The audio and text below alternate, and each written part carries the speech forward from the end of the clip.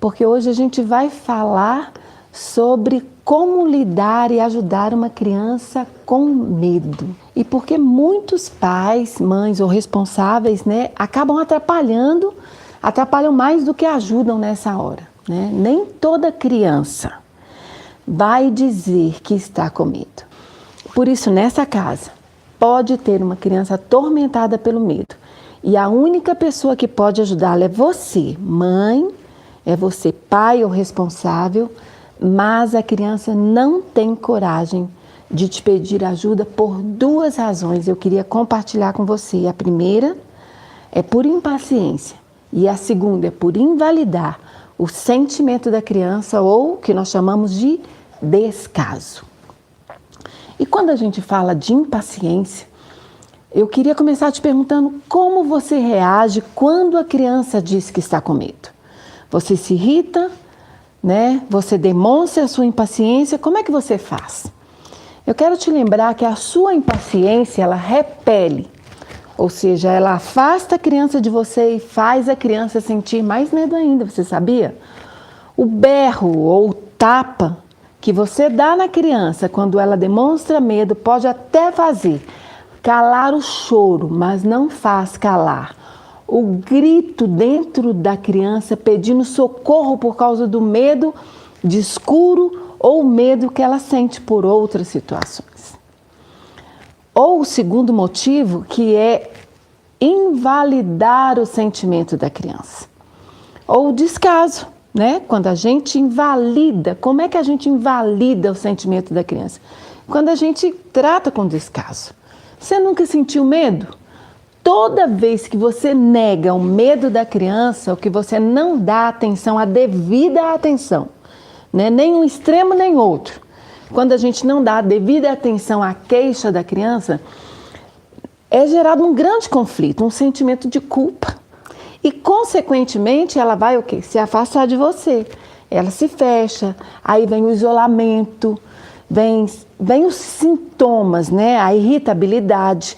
Algumas vezes, por medo de contar que está com medo, né? A criança entra em profunda tristeza, porque ela acha que ninguém vai acreditar nela. E algumas vezes a criança entra em depressão, sabia disso? Por causa de um medo, de um simples medo. Então, pensa nas consequências do medo para a criança. A angústia, conflito, o isolamento, a irritabilidade, a tristeza e até a depressão. E isso é muito sério. E isso é muito grave. A gente precisa começar a se atentar. Como é que o medo é elaborado na cabecinha da criança? Como é que isso acontece? No dia a dia, a criança vai elaborando hipóteses a partir daquilo que ela vai vendo, que ela vai ouvindo, que ela vai percebendo, coisas que lhe são estranhas, coisas que lhe causam assombro, né? Na TV, aquilo que ela vê na TV, que ela ouve algum adulto falando, e tem adulto que fala cada coisa, que até eu que sou grande fico com medo. Mas às vezes o adulto não pensa para falar e fala muitas coisas estranhas perto da criança. A criança não sabe filtrar as coisas como nós filtramos. E aí o que acontece? A criança vai somando isso tudo, aquilo que ela vê em livros, e aí ela chega na escola comentando aquilo que ela ouviu. Então ela amontoa esse tanto de coisas, aquilo que ela sonha, e ela começa a elaborar hipóteses. O que é uma hipótese para uma criança? É aquilo que tem a possibilidade de ser verdadeiro. E ela passa a crer que aquilo que realmente ela está elaborando é uma verdade. E ela passa a construir uma fortaleza na sua mente. E aí, quer que eu te dê um exemplo? Olha só, um exemplo bem prático e que aconteceu aqui na nossa cidade há 2 meses atrás. Uma menina de 9 anos, ela tinha acabado de fazer 9 anos, ela recebeu um áudio. E ela estava com vergonha de falar sobre esse áudio, de contar que estava com medo, né? Ela tinha recebido áudio de algumas crianças da escola dela, né? Era um áudio de WhatsApp na voz de uma menina que falava que tinha morrido há 26 anos atrás. e que se aquela criança que estava recebendo aquele áudio não compartilhasse aquele áudio, ela viria à noite, dormiria na cama da criança a partir daquele dia para o resto da vida.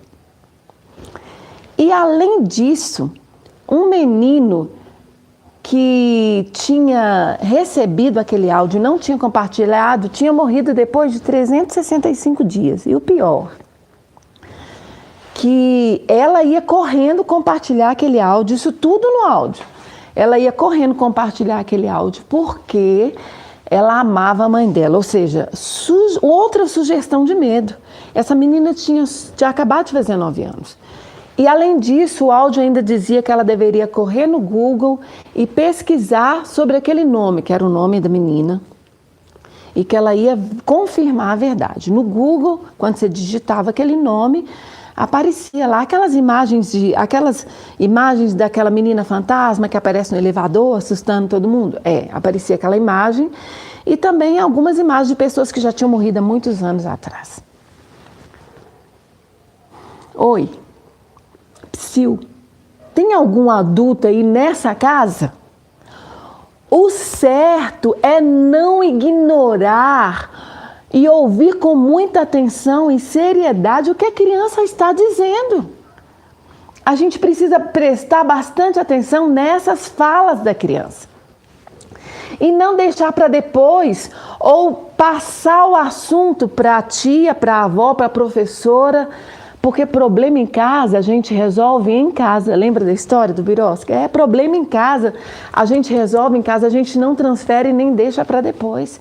É nesses momentos que devem entrar em ação um pai, uma mãe, um responsável atento, com uma fala convincente para desmoronar a fortaleza do medo que tem se formado na cabecinha da criança. E dizer, filho, filha, eu estou aqui do seu lado, eu vou te ajudar. Não deixe que isso vire uma fortaleza. Então vamos lá, mãos à obra e coragem. Vou deixar aqui algumas dicas para você ajudar a criança a vencer o medo. Você já ouviu a criança? Depois de ouvir a criança, então olha, diariamente vá ao quarto da criança e converse com ela, olhe nos olhos e encoraje-a. Como é que eu faço isso? Por mais que ela demonstre medo, nunca chame de medrosa, de covarde, de deixa disso, de para de falar isso, mas chame ela de corajosa, de vencedora, mostre que ela pode contar com você. Depois, conte uma história para a criança, na qual os personagens vençam seus medos e desafios. Na história, a criança aprende a lidar com seus temores e desafios também. E aprende a resolver conflitos internos. Conte histórias de acordo com a idade da criança, em que personagens também vivenciem situações parecidas. E dê a crianças mais estratégias ainda para vencer o medo. Existem brincadeiras na internet para vencer o medo. Pesquise, você vai achar muitas sugestões de brincadeiras. Uma sugestão interessante que eu vejo, que eu queria deixar para você, é o céu estrelado. São estrelas reluzentes que você cola no teto do quarto e que vão dar essa sensação de presença, de claridade também. Tem o abajur.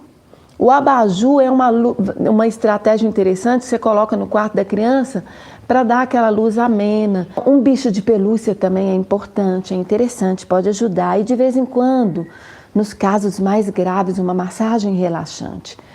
E uma outra estratégia interessante que comigo ajudava demais são as frases encorajadoras.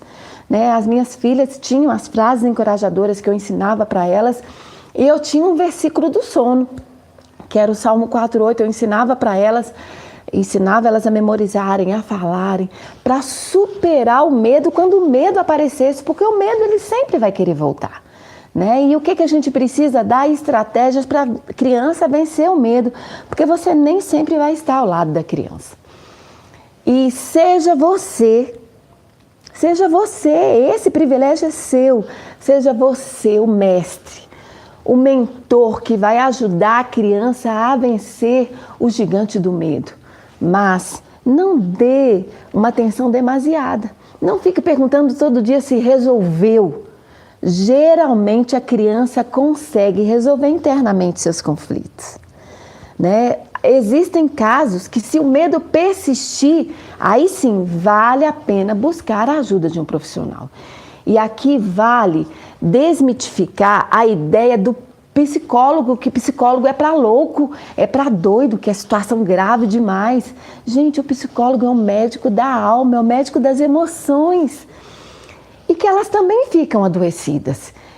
E aqui o psicólogo vai ajudar a criança a lidar com essa situação de medo que está grave demais, a descobrir a raiz do problema.